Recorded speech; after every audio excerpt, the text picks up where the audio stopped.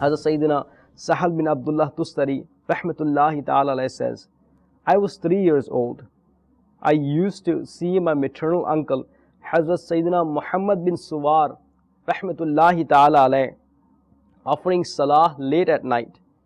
One day he asked me, do you not remember that Allah Azza wa Jal has created you? I asked, how should I remember him? He replied, well, when you go to sleep at night, then without saying it verbally, say these 3 words in your heart. Allah Azza wa Jal is with me. Allah Azza wa Jal is watching me. And Allah Azza wa Jal is my witness. He says, I recited these words in my heart for a few nights and informed him of this. He replied, now repeat the same 7 times every night. I did exactly as I was told, and I informed him again. He replied, now read it 11 times. He says, I observed this non-verbal utterance. This time, I felt its sweetness. After a year had passed by, my respectable and my dear maternal uncle advised, continuously recite what I have taught you until you reach your grave.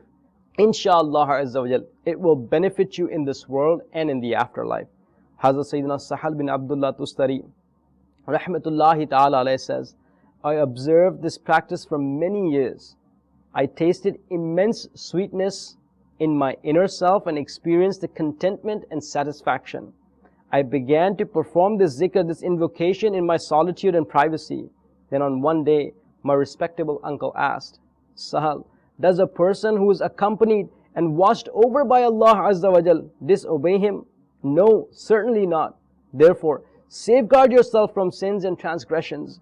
Then my respectable uncle sent me off to school. I was concerned at the zikr being interrupted, so I negotiated with my teacher to attend the lesson for a single hour and then return home.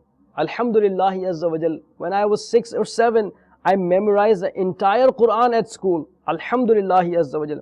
I would observe fast on daily basis. Up until the age I was 12, I ate barley bread. When I was 13, I was stuck in a religious issue. To find a solution to the problem, I took permission from my family to travel to Basra in Iraq. I presented the problem to the local scholars of Basra, but they failed to supply me with a convincing and adequate reply. I then proceeded towards a place called Abadan. I presented the same issue to Abadan's renowned scholar, Hazrat Sayyidina Abu Habib Hamza bin Abi Abdullah Abadani, rahmatullahi ta'ala alayh, who provided me with a satisfactory and a positive reply and a pleasing reply. I remained in his company for a lengthy period and received enlightenment from his conversation as well as respect and etiquette. After this, I traveled to a place called Tustar. I sustained myself by being able to afford a dirham worth of whole barley, ground it up to make bread. Every night at the time of Sahri, I would consume about 70 grams of barley bread, which wasn't accompanied by any curry, nor did it contain any salt. This 1 dirham would be sufficient for me for the entire year. I then intended to go without food for 3 days. Then I consistently went without food for 5 days, 7 days, and then 25 days. That is, that he would not eat anything for 25 days. I observed this method for 20 years. Later, I traveled and toured for many years. I returned to Tustar when Allah Azza wa Jal willed. I performed Shab Bedari, meaning whole nightly worship. Hazrat Sayyidina Imam Ahmad alayhi rahmah says, I never saw Sayyidina Sahal bin Abdullah Tustari using salt. May the mercy of Allah Azza wa Jal be upon him, and may we be forgiven through his sadaqah.